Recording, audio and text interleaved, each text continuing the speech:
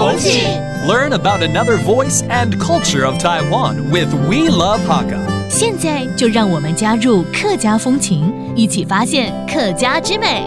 客家委員會對2012年起時，天當年嘅9正年意思天傳日係全國客家日。不過2022年全國客家日改到12月28萬我母語運動日，又有乜嘅政策呢Before 2021, the National Hakka Day was on the 20th day of the first lunar month, coinciding with the Ripped Sky Festival. However, most Hakka communities in southern Taiwan don't observe this festival. So since 2022, the Hakka Affairs Council designated December 28th as the new National Hakka Day.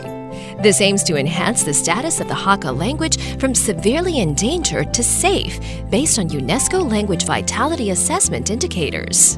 Hey, what's up? It's time to talk about Hakka here on ICRT. Hello， 大家好，我係邊個 Leo。Hello， 你好，大家好，我係 Josephine。我聽 Leo 在講天傳日嘛，天傳日，對，這應該是農曆1月20號嘛，對，正月20，所以還有1-2個月。怎麼提早就要來聊這個呢？對啊，之前天傳日是全國客家日，對，沒錯，但是現在改了，現在就改到12月28號。還我母語日變成是全國客家日這一定有什麼典故存在吧，對不對？當然啦。那這個故事是什麼？什麼叫做還我母語日呢？我先解釋這天傳日天傳日就是因為南部有些鄉親他沒有過天傳日，所以我們就覺得把這個比較有爭議的這一天呢，把它移到這個還我母語運動日這一天。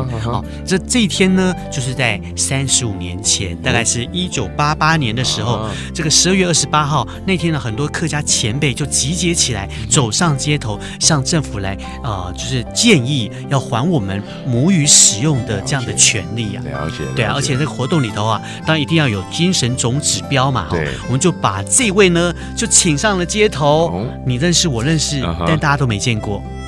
因為我們太年輕，對不對？對，應該是前輩就對了。前輩的前輩誰？應該是我們的國父孫中山先生。沒錯，就是我們的國父孫中山先生。而且我們那天還把他的像遺像拿出來之後呢，讓他戴上口罩，標示說他是客家人，但是他沒辦法使用客語。對，希望可以用母語來發聲。對，是。這頗有意義的一個運動。那現在把它變成是全國的客家日了。沒錯。Very good. Let's teach you some of these phrases right now, including 還我母語 Give me back my mother tongue.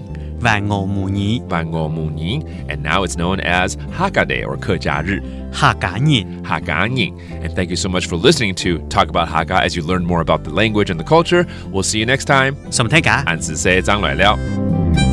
客家風情由客家委員會監製。